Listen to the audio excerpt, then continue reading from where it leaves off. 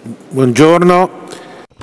Good morning and welcome to this meeting. From the title is Europe, Problems and Opportunities for Italy. Our special guest will be interviewed by the journalist Franco Sisci. Is Paolo Savona, who is the president of Consob. Thank you for coming.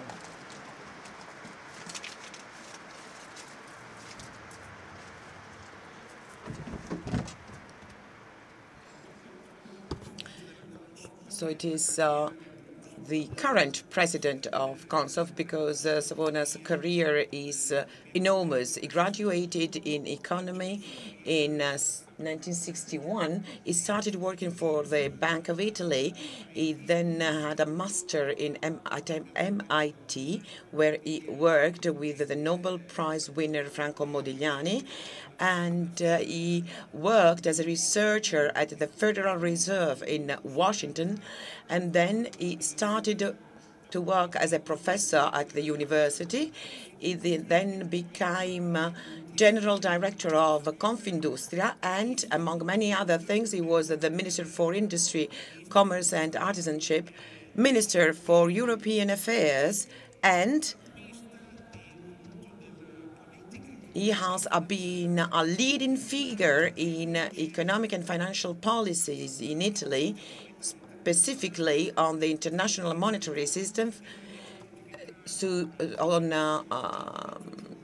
production gaps between north and south of the country. He has written many articles on many important magazines. He wrote books on real economy, on monetary policy, on interest rate, and the macroeconomic effect of derivatives. And here we come to the heart of today's meeting. He's a leading figure in the moment when Europe signed the Maastricht treaties. At the time, he participated in the writing of these treaties, and he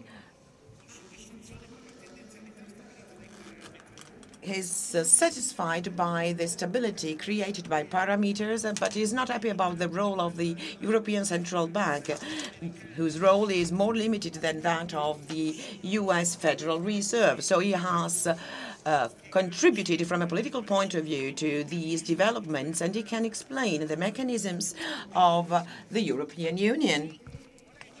So what is the subject we wanted to deal with today? Well, this is something that in recent years in Italian politics has become a crucial theme. Is Europe a problem or an opportunity for Italy?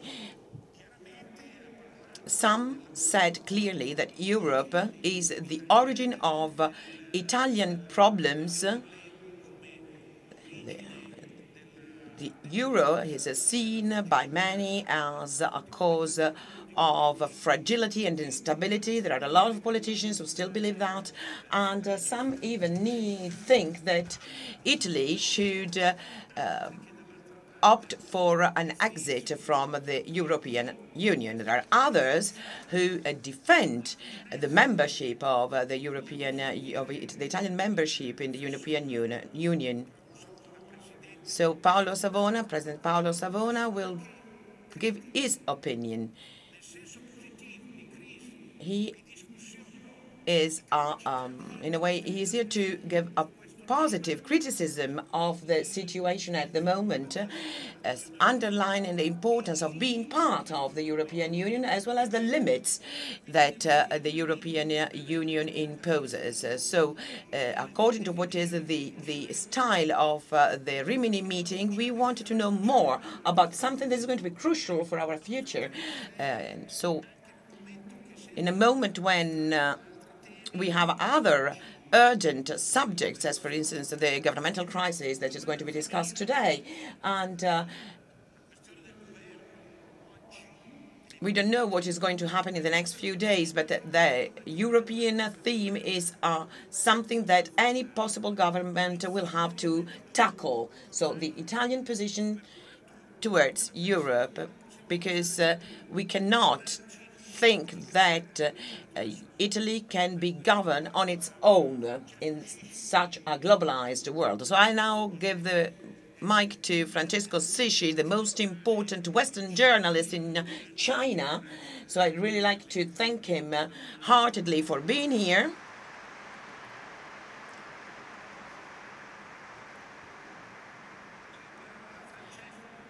And, well, Francesco, you have the floor to introduce this debate, this interview. Thank you, Giorgio, Vittadini, and thanks to the Rimini meeting for this great opportunity to have an exchange of view with you and with Professor Savona.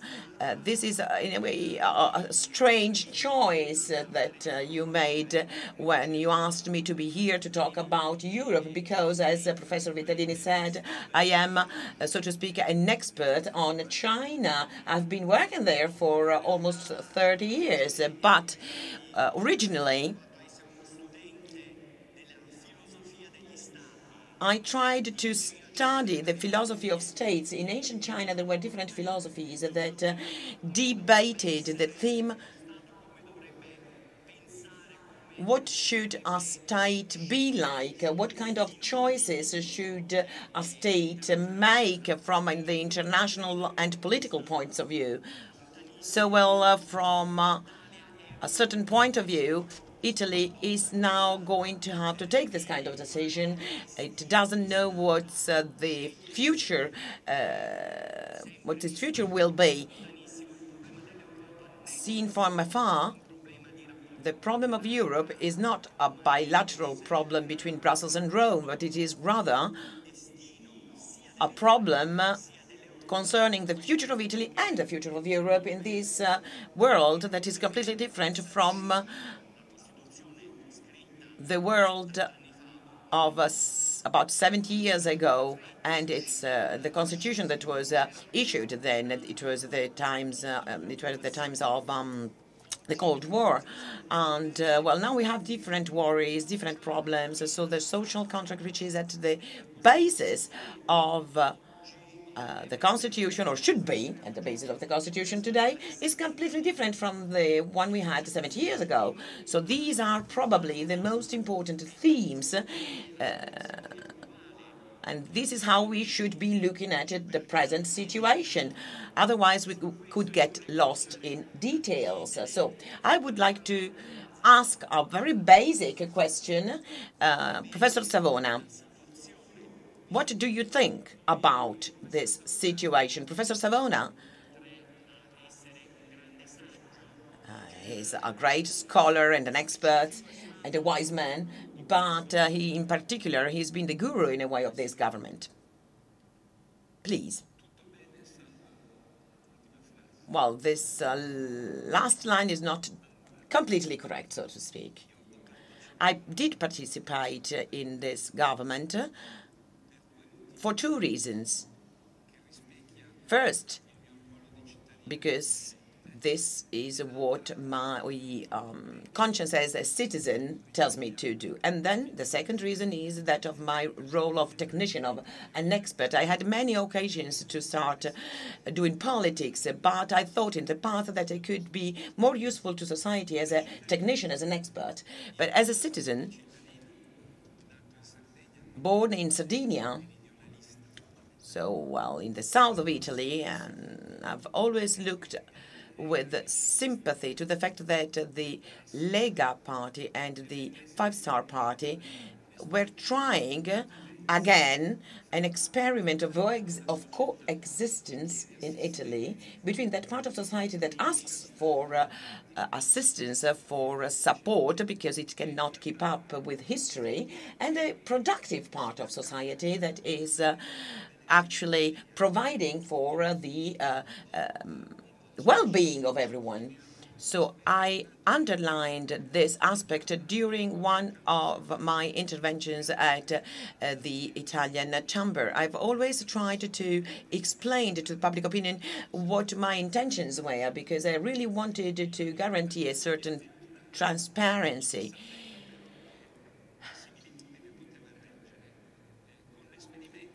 This is in a way similar to the experiment made by President Roosevelt in the United States with the Democratic Party, when he tried to put together the entrepreneurships of the North, the industrialized North, and the agriculture of the South, where there were still slaves. And this experiment succeeded, and it was not easy. And still today in the United States, there are some opposing fringes between, so to speak, producers and consumers, if you wanted to use these terms. So, well, I thought this could be an important opportunity after 150 years of history. The unification of Italy happened with weapons, not with elections, and democracy arrived much later. So this is my role as a citizen. But from a merely technical point of view, I had, as Minister for European Affairs, to tackle this problem. And here I am. I answer the question you asked me here. Europe offers a lot of opportunities, but it also creates a lot of problems. The opportunities are that the single market has been reinforced, and I do not want to repeat things that have been said before. If goods move, weapons don't. So that was what we wanted to do. We wanted to have a strong economic integration to reduce the risk of war. But then war takes up a different shape, a different form. And so now we have an economic war, which is not fought with weapons. So that kind of system did succeed. It was born in 1957 with the Treaty of Rome, and which is also called the Treaty of Messina, and that is when the single market was born. Then the European Economic Community lost the objective economic, and it became the European Community. And then in 1992, it became European Union. So the idea was that of a political union. At the time, however, it was not the right moment to do so. So some compromises had to be reached. The economic system did work, and it is still working. 32% of Italian exports are towards the other members of the European Union. So a great percentage of what we need to live, we live on 32% of a strongly productive system. And in my hopes as a citizen, this should go hand in hand with the part that needed assistance. But the opposite happened. The production side is defending itself, and those who need assistance are still fighting for this assistance. So the system broke up on these social and political elements that go beyond economy.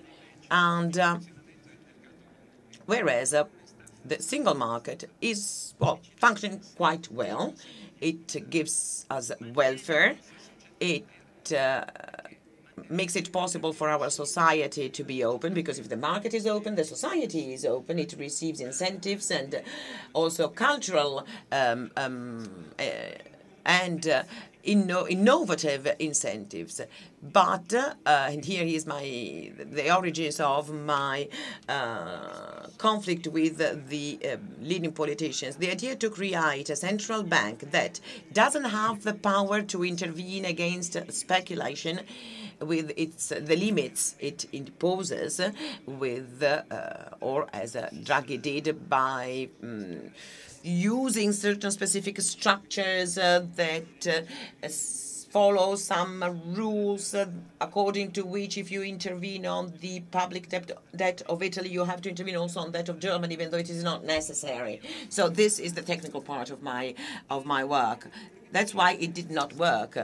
The Italian public debt is exposed to speculation. The interventions of the central bank do create a certain balance, but they are not a solution. Guido Carli, in 1992, undersigned the Maastricht Treaty, and sometimes I had some kind of confrontations with him because even though he was my master in a way, and when a student goes against his master, the master understands that this is a mechanism that works. So I told him, be careful, there are some elements that are lacking, because Italy was signing a treaty according to which the ratio between public debt and GDP had to be 60%. So he had a very good result in negotiations, and so it says in convergence towards 60%, because Italy was already at 105%. From that moment on, from 1992 to 2008, before the financial crisis, Italy had a very correct behavior, even though it was not easy. It had to introduce deflationistic elements and managed to go down to 98%. Then the crisis arrived. Europe was not ready for that. The European Central Bank was not ready. Draghi started his easing measures in 2012 when it was actually too late. So Europe was not ready. I'm not saying I'm against Europe. The importance of a common currency is obvious, but you need to have all the necessary tools. When I was a minister, before I became president of Consob, I issued a document starting from the English word governance, but I chose the Greek term politeia. Politeia or politeia, it is not quite clear where the accent has to be, but anyway, what it means is that this is the governance of the common good. So this is what I ask Europe. Do you want to manage to govern the common good or the national well-being? So the first thing we need to be doing is to solve problems with the dollar. So we do have problems. So we have a public debt that has gone from 98% to 134%, and the two elements cannot find an agreement. One element is the side that needs assistance, and the other one is then the side that is the productive side. This is what democracy is. This is what a working society is. So my being here today in Rimini means that I am convinced that this is the fundamental problem. And here we are not talking about single individual problems. We are talking about a general situation, the situation of the Italian society. So the Italian society needs to be inside Europe, but at the same time, it needs to change these defective elements that were due to the fact that in 1992, the participating countries did not trust each other. So they wanted to create some limits. So this was a very long answer on my part, but these were all things that I needed to say.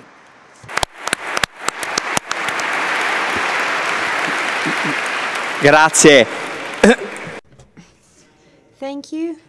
Thank you very much, Mr. President. So I would really like to delve more into this topic, and in particular, I would like to go back to a topic we were tackling a few hours ago. So we are talking about a political vacuum, and somehow you talked about the inability of some specific production-related and manufacturing-related sort of classes that seem not to be able to sort of keep the pace of the situation. So do you think that this political vacuum is the leading cause of the failure of this government? What went wrong? Because, I mean, our Prime Minister, Conte, right now is making a declaration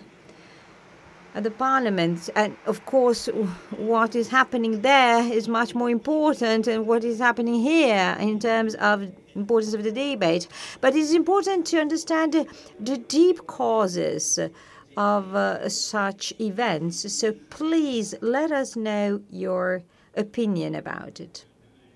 Another great master of mine, I had a bunch of them, and Francesco Cossiga, one of these 4 or 5 important masters that I had, taught me that it's important to be afraid of political vacuums and not of, let's say, political plentiness, let's say, because, well, some people may think that too much politics may be a risk, but it's not, because he said that, well, the political vacuum is more dangerous than the political sort of plentiness, because if you keep democracy, so if it's always the people who have the lead, you can always sort of compensate any danger related to too much power to politicians. And I think that this is a message that it is quite understood in the political world. But how can you sort of make the positions of the two opposite parties go hand in hand? It's almost impossible, because if on the one hand we do everything we can to somehow support the competitiveness of our country, but at the same time you see politicians that spend months discussing if you need to have a public deficit of 2% or 2.04%. But if you invest all of your energies and time to discuss such issues, I mean, this is not the core element. We need to work at a bigger level, so on other things, on reforming other things to help the country get out of the crisis, as well as all the other European countries. So, which is the solution? Well, we need leaders with new programs. We need to rewire, let's say, and reprogram the state budget. But the state budget, well, is very important. You have no idea of what it's made of. I am an expert, and believe me, I have serious problems when it comes to understanding such a budget. It's 3 volumes that are written in very small fonts, and well, I had to ask my collaborators to increase the size of the font because it was even too little, just to give you a flavor of the kind of complexity. Today, thanks to technology and the processing abilities of such tools, thanks to the algorithms of artificial intelligence, we know perfectly the risks for citizens in all sectors, from hydrogeological protection to possible volcano eruptions, down to daily life, road accidents, health-related needs. We know the level of risk about anything. So we need to reprogram the budget. That's the key point. So you will see that my vision as an expert matches the vision as a citizen. So we need to understand how much risk the state is going to cover and for whom. So we can't provide free healthcare service to those who can afford them. So the state has to decide which is the limit, the cut-off threshold to guarantee full coverage, for instance, of health-related risks. And when I see tragedies like the one of the collapse of the Morandi Bridge in Genoa, I see that people then are supported, and I think, oh, wow, democracy works at last, and I'm amazed and happy. But then when there are other other problems and people complain because maybe they have not access to subsidize rent rates. It's not that citizens should be covered from anything. And, well, of course, there are victims that need to be compensated. And I heard sometimes people who acknowledge the merit of the state. So I really, really hope that the meeting in Rimini will be able to spread this kind of message. So, Mr. Vittadini, I'm entrusting you at the meeting with one of the greatest responsibilities ever. So I hope I was clear enough. Oh, yeah, and Professor Vittadini is a statistic professor, so he knows very well how to calculate the level of risk. So he's a real expert in this field, but certainly what we just heard is so interesting to understand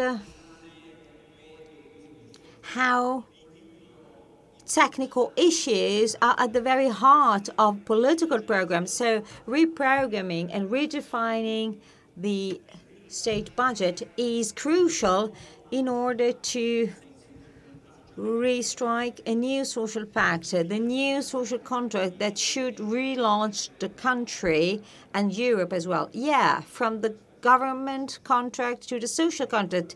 That's a very good idea. Very good. Oh, thank you. Thank you very much for your compliments. So this social contract, this new social contract should, and now I go back to maybe not recent news, but future news, because we still don't know what's going to happen next. We are waiting for news any second now. We don't know if we're going to have elections. We don't know anything. So, certainly next autumn, we will have to submit a new sort of finance law. So I'm not asking you which is the sort of secret recipe of the perfect finance law, but considering the danger of political vacuums, so in your opinion, which should be the best financial law for Italy now? Which should be the main guidelines of such a law that should save Italy? Because with the GDP deficit ratio of 134%, well, we have to somehow sort of consider also the position of Europe towards us, because of course they are asking us to comply with our duties, of course. Well, I'll try to outline some technical guidelines, and I'd like to also to go back to the main issue of this meeting of this morning. So if we stick to this sort of coefficient compliance issue, especially when it comes to the public deficit Maastricht parameters, well, we are just sort of going to be stuck in a dead end. So we may have enough, let's say, oxygen for a few months, but we would never ever overcome the key basic issue. So, well, of course, I don't know if do you remember the preambles of Donat Cattin? Professor Vittadini, do you remember that? So Donat Cattin said, first of all, in his style, we should say Italy wants to review its state budget, wants to make the needs of the industrial and manufacturing world and the welfare world go hand in hand, because, well, society needs to be sort of united and sympathetic and absolutely cohesive. So, in order to do so, we need to have also the consensus and approval of the new Commission. And, well, we must admit that somehow we have not complied with our duties so far, so we need to fix that. And regardless of the composition of the new Commission, well, submitting such a strategy would be credible enough to have enough confidence to go on and to have the approval of the Commission. Again, I want to somehow underscore this. If Italy had a new government every 1 year and a half, 2 years, it's because nobody has been able to find stable, sustainable policies and guidelines. And that's the first point. Second item on the agenda. I mean, you know that at the end of the day, the pact that has to be submitted to citizens should be the following. So if I provide you with additional welfare, and if in order to do so, I have to reduce the level of investment, we're going to sort of make employment and competitiveness conditions get worse.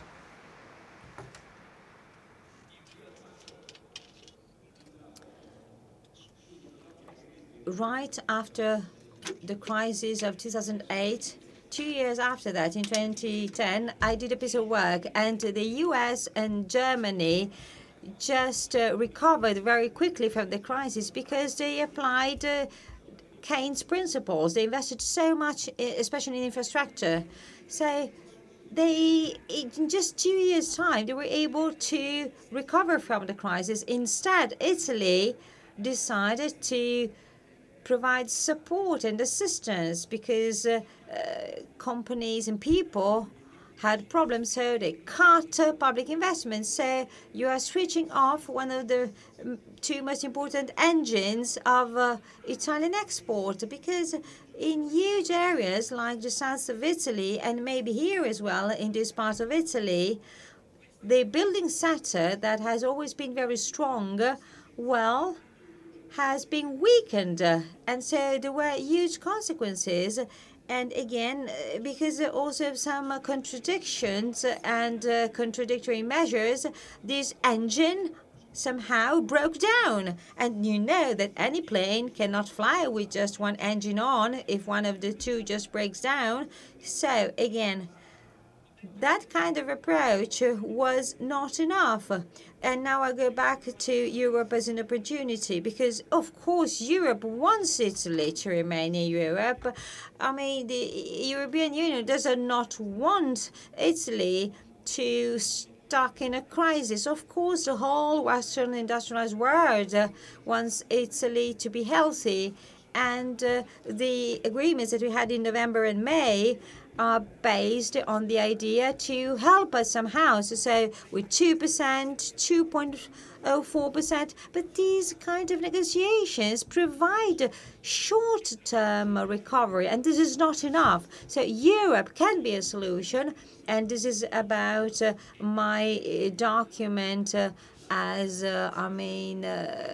greeting introduction as a minister. So, and we're not talking about Eurobonds, so the somehow sharing of risk at European level. Well, the Germans do not want that, and well, not even the French people.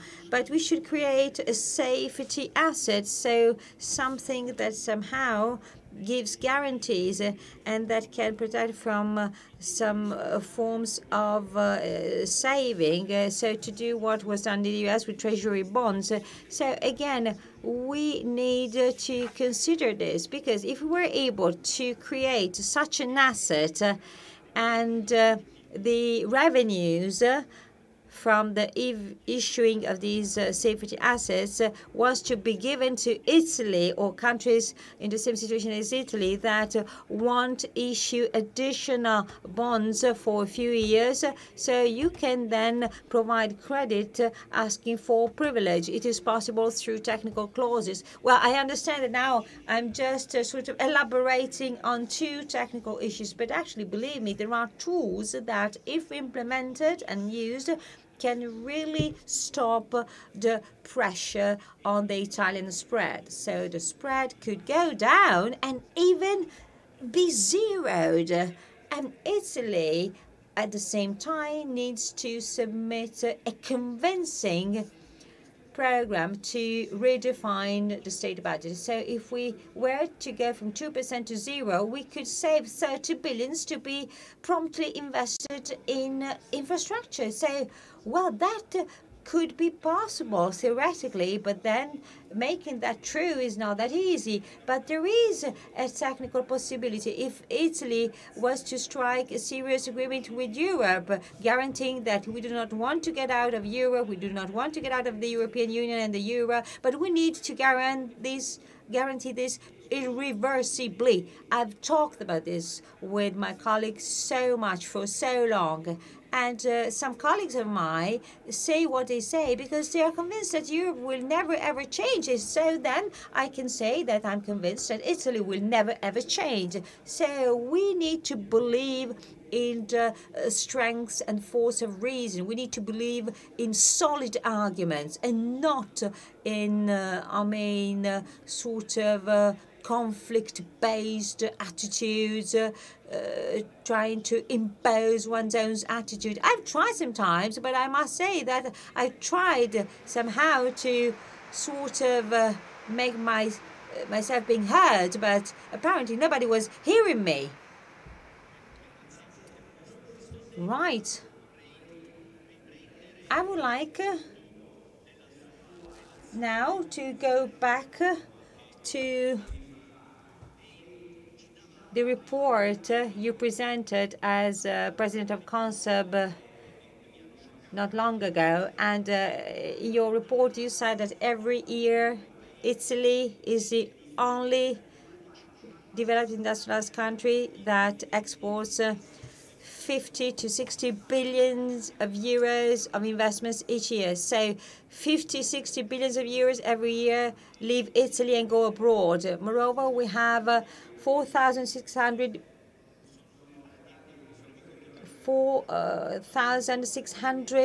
billion of savings in Italy. It's huge. 4,600 billions. So almost twice as much as the total amount of the public Italian deficit. It's incredible. Let's talk about Japan, a country I know rather well. So there is a Japanese public debt that is more than 200% of its GDP. But this amount has been almost totally bought up by the Japanese. So they buy Japanese bonds that have a very, very low return, so lower than the inflation rate, because the Japanese people trust their own establishment and system. So having trust in their own system, then also the rest of the world has trust in the Japanese economy. So if Italians do not buy the Italian public debt, and I think that only 33-34% of the Italian debt is in the hands of Italians. So then I see a problem. And first and foremost, not a financial problem, but first and foremost, a political problem, a problem of trust of Italians. Italians do not trust Italian politicians, Italian government. So Italians are good people, they're hard workers, they make a lot of savings, but then they save their money abroad. They do not buy the Italian debt, and they send their children abroad. 2 million young people, 2 million smart minds have left the country, are now walking abroad. So what could we do to, again, fix the situation and solve this problem? And then when it comes to infrastructure, I would like to give the floor to Mr. Vittadini to ask him, well, what kind of infrastructure should we build? Somebody talked about a sort of new plan for the south of Italy, and as a person who is now living in China, I mean, who knows, who comes from China, well, I've seen that China has been developing so much. China and Japan somehow go back to the Mediterranean. Africa goes back to Mediterranean. So certainly Italy can go back to an important role. So how can we somehow fill the political gap of the country, but at the same time rekindle trust towards us? Well, this is a very complex issue. I'll try to make it simple because I also understand that maybe I elaborated a bit too much on two technical and complex topics, but it was necessary to have a clearer general vision. So according to my current position, I carried out a detailed analysis of Italian savings and on how to protect savings. This is one of the main tasks of Consob as an entity, together with making the financial market work properly and trying also to fight against the growing IT misuses and abuses. So that said, Italian households have 19% of the Italian debt. So all the others that buy them are just intermediaries, are just middlemen. So the rate between 33, 34 and 98%. And this is also rather serious. But still, before the 2008 financial crisis, well, the Italian public debt problem was already there. I mean, we could see it coming, but there was still a bit of confidence. But then after the speculative attack onto the Italian public debt, well, the households just got rid of all, public equities and public bonds.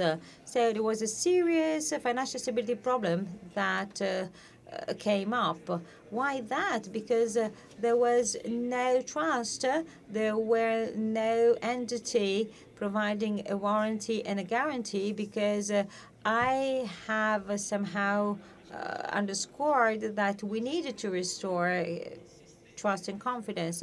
So I think that it is possible to rebuild these trust and confidence, but through what I've just said. So we need to create a European level safe asset, submit a new program to sort of reorganize and reshape the public state budget. So again, if we can do that through a strong government, a government that know that we'll have to ask Italian citizens for sacrifice, but that we'll also be able to say, you're going to get a return, because we have been asking Italians to make sacrifices for the last 20 years, and only, the strongest companies that are able to work at international level, that were able to overcome the crisis. And this is something we have to consider. And also I must say that Italy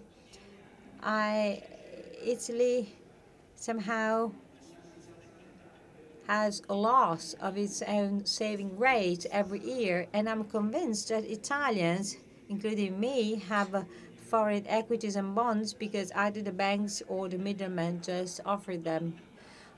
Well, Italy has already been investing abroad.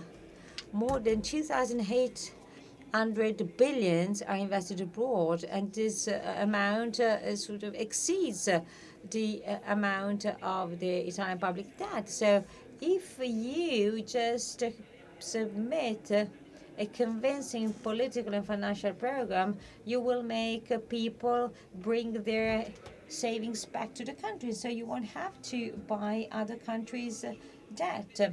And secondly, everybody says that the Italian public debt is a big issue, not just for Italy, but also for Europe. But Italy is not a problem for the rest of the world. We are a resource. We are buying for 2,800 billions, and we are still buying.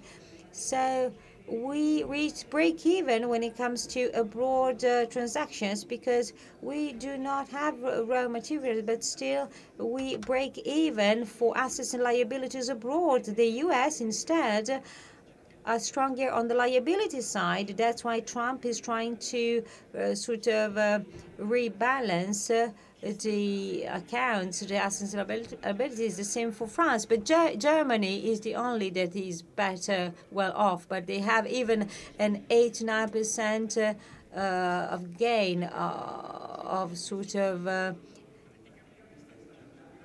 excessive production. So now they are already programming more public expenditure because they can. They have no specific constraints because they are already virtuous enough to do what they want with their money, let's say.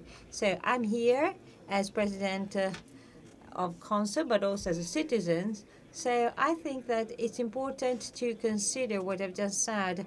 The report that I submit on June the 14th was basically the same in terms of guidelines. What I told you is a bit maybe more detailed, but I'll try also to repeat what I've just said, of course, if asked to, but I have to stick to my functions. But as a citizen, I can express myself freely, and also as a person who has gone through so many experiences like Ulysses. I've been everywhere.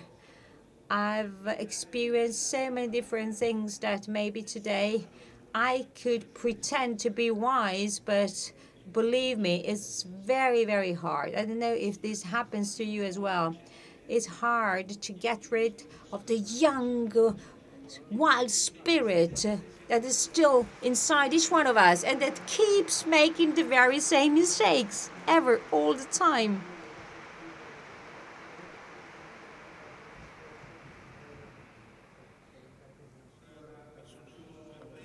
Right, so when I introduced President Casellati, I reminded the message of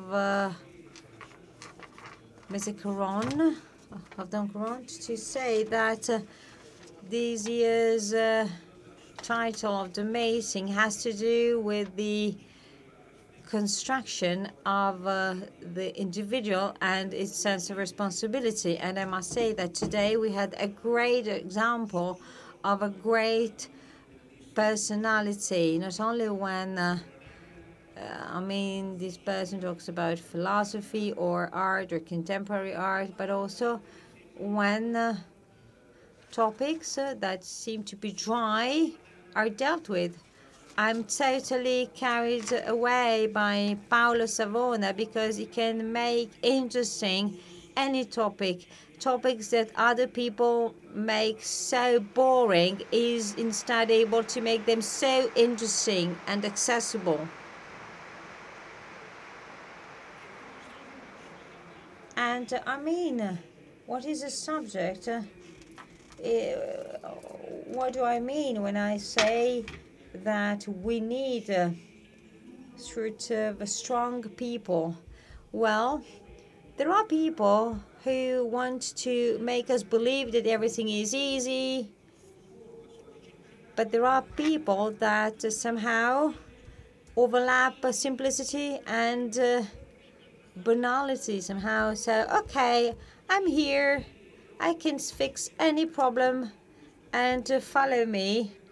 And it's like the wolf and the fox. And there is a famous song by our future musical guest here at the meeting, Eduardo Benato, who had a famous song entitled The Wolf and the Fox. So, but the situation is not that easy. A magic wand is not enough. A miracle recipe is not enough. You need to have a sense of responsibility to know and be aware of the fact that the situation is hard, it's difficult. And so it means also telling the truth and sort of acknowledging the seriousness of the situation, desire to commit, to work hard, to show responsibility. It means so not mocking people, as when Churchill became prime minister during the war, he talked about tears and blood. Well, okay, it's not about saying, okay, in 1 year time, we came and fixed the poverty issue. Come on, who are you? Are you a superhero? Well, if I take your words literally, I can respond that certainly we have to spot serious people, people that know that only going through hardship will make it possible to get out of these difficult situations. So I really want to go back to what you said. First and foremost, 32% of Italian companies export. So 32% is the export rate with respect to GDP. So again, Italy has some strong points and some great weaknesses. Well, it's absolutely surreal to talk about average data. We need to understand where we are strong and where we are weak. And leaders and managers should understand why are some things working and some not. Again, if gazing means seeing, here we have a small Italian company that is going to take the floor on Saturday that manufactures the World Cup, the World Football Cup, and the Champions League Cup. So they're really the manufacturers of the trophy, and they are the best in the world to do so. They are world leaders. Why is that so that that little Italian business is the leading company in that field? And Maddaloni, the father of the judo champion in Melbourne, is able to train champions in such a small fitness room, in such a small gym with no big machines, no great nutritional experts. So why is it so? What's the secret? Why is it so that Italy was able to have champions like Menea and Felice Gimondi? So people were able to become the best coming from the grassroots. We had Zanetti yesterday and another. Why is it so that some players and some people become champions in their fields and others not? Well, it's a matter of, pathway. It's a matter of choices.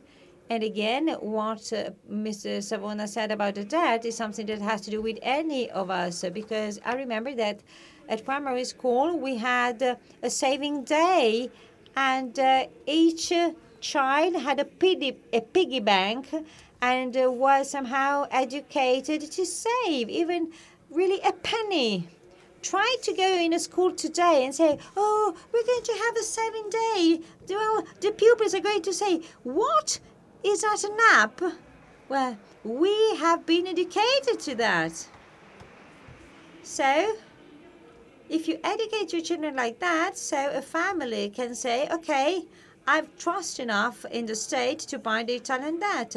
Giussani always wanted to buy Italian cars, and he used to buy Fiat cars because he was Italian. So again, we need to educate people to be responsible since a very young age. During the First Republic, we had a referendum, and the topic at stake was the following: express your vote about this. So, should we have automatic inflation? Yes or no? At that time, the President of the Republic was Craxi, and so he said, so the leader was Craxi, and he said, what would you like to do? On the one hand, individually, there was a bigger gain. So more than 50% of Italians decided then to go into their pockets. I mean, is it possible? It is possible to educate the whole people to take up responsibility for the debt. I mean, because you need to feel as belonging to a whole, and then maybe it's possible to have an agreement between and among political forces that pursue the same ideals.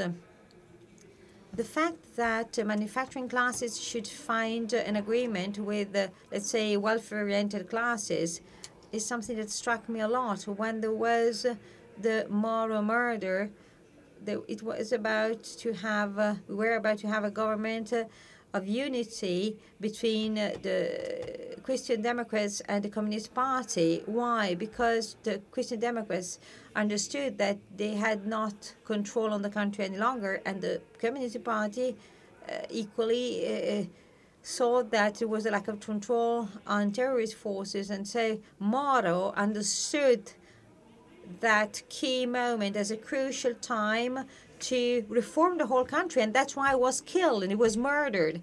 So again, we should try to have long-term visions and envisage agreements between and among parties for that long-term objective. People talk about constitutional governments, but either we have such visions or we're just going to find just short-term solutions with just one-man governments saying that the previous ones were evil. But come on, with such huge challenges, either we go back in time or we are going to be stuck. Either you have a vision when you strike a political agreement, or please do not think that a new government will fix anything. Bassetti yesterday said, if we're going to go to elections, what's it going to have? The problems will always be the same. We need some responsibility, accountability, a new vision, because you understand that in order to make investments, you need to be brave enough and to show that the political sort of class is likely to make daring choices. And the results of such choices are going to be seen in the future, especially when it comes to investments. Instead, the outcome of welfare-oriented or support-oriented measures are to be seen immediately. But you have to say that if you accept to invest in infrastructure, those results are going to be seen in the long run. In Milan, the great urban town planning change was decided 20 years ago, Albertini and Moratti mayors, but then those who came next somehow were the ones that opened those infrastructure. And Churchill, even though he won the war, he was sent home. So you must understand that if there isn't anyone who says, I'm more interested in the good of my country than my own good, we will continue to have personal interests past as the interests of the country. And as Europe, the idea, the concept of Europe, which is the focal point of today's meeting. We have Paolo, Savona here. Tomorrow we will have Enrico Letta. So these are, there will be Sassoli here on Saturday. So this dialogue, this passage, this idea of political activity as a compromise. It is clear that if you are weak, well, if you are short and weak, and you have to convince someone who is stronger and taller than you. You cannot try to convince them with our strength. We cannot do this, but this is exactly what we are doing at the moment. We need people that are, well, trustworthy, because Europe is evil and good at the same time. It is an unavoidable agreement, but as Paolo Savona rightly said, this is an agreement that is not based on development. The central bank needs to be rethought, but these reforms need to be done being part of Europe, by reasoning, by being trustworthy, believable, with small changes. And then the last part on the South. Let's think about what a vision is. As Gianola was saying, the president of Sweden, who was here last Sunday, so this is the most important study center, that 20% of maritime trafficking pass through the Mediterranean, because with the enlargement of the Suez Channel, something changed. Now the Mediterranean has become more marginalized. The creation of new routes make it possible for many ships to go through the Mediterranean without going back all the way up to Rotterdam. So many Chinese firms have chosen to buy the Greek ports instead of the Italian ports. These great opportunities for the south of Italy. If you don't arrive in Gioia Tauro, you cannot bring your containers because there is no railway from Taranto, from Gioia Tauro. There are no ports. So this means that you lose your opportunities, because we do not want the south of Italy to be a suburb of Brussels or of Rome. So 50% of people under 30 years of age, these people want to become managers, want to become leaders. But I would like to give scholarships to all the North Africans who are interested in studying in Palermo, Naples, Lecce, and Bari.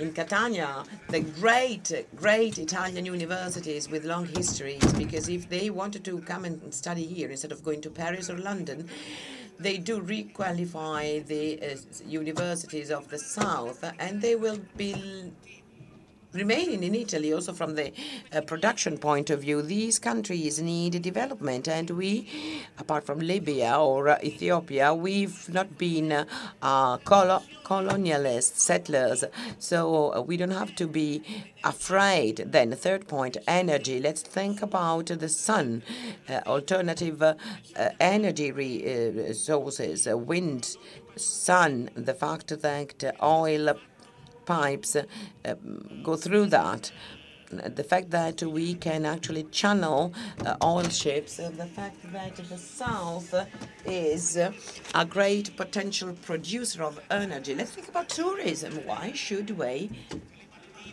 go to the Mauritius when the sun and the sea of southern Italy is so beautiful and is coupled with our great food? But you need to have waiters who speak English.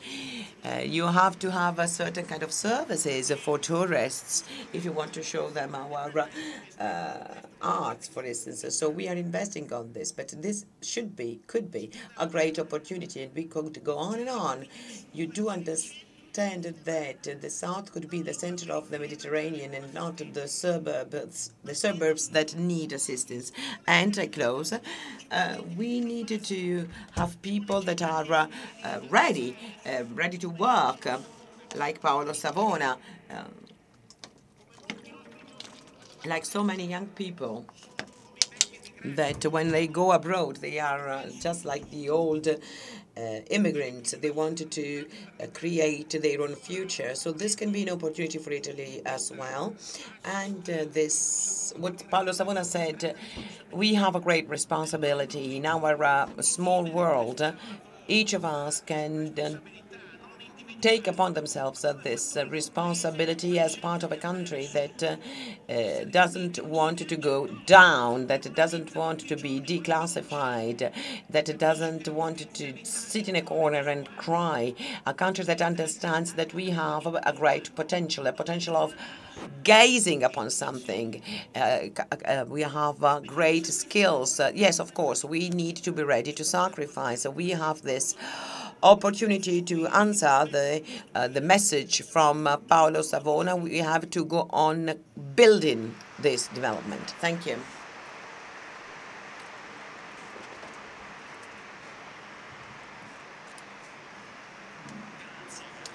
Thank you. Thank you all.